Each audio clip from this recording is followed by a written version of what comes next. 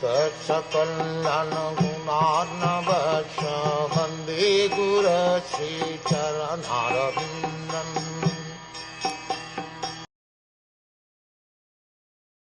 Whenever a person experiences, by self-realization, that both the gross and subtle bodies have nothing to do with the pure self, at that time he sees himself as well as the Lord.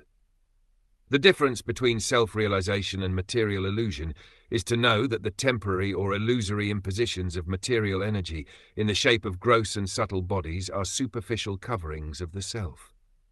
The coverings take place due to ignorance. Such coverings are never effective in the person of the personality of Godhead.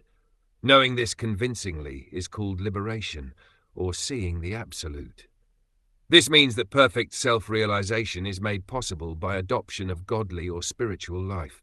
Self-realization means becoming indifferent to the needs of the gross and subtle bodies, and becoming serious about the activities of the self. The impetus for activities is generated from the self, but such activities become illusory due to ignorance of the real position of the self. By ignorance, self-interest is calculated in terms of the gross and subtle bodies, and therefore a whole set of activities is spoiled, life after life. When, however, one meets the self by proper culture, the activities of the self begin. Therefore, a man who is engaged in the activities of the self is called Jivan Mukt, or a liberated person, even in the conditional existence.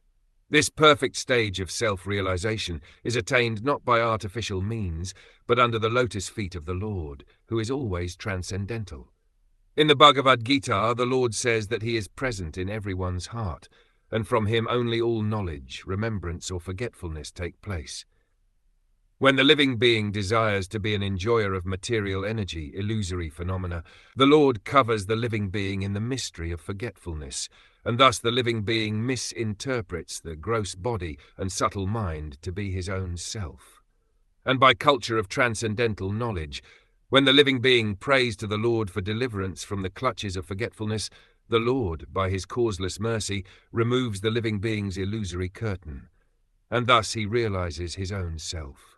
He then engages himself in the service of the Lord in his eternal constitutional position, becoming liberated from the conditioned life. All this is executed by the Lord, either through his external potency or directly by the internal potency.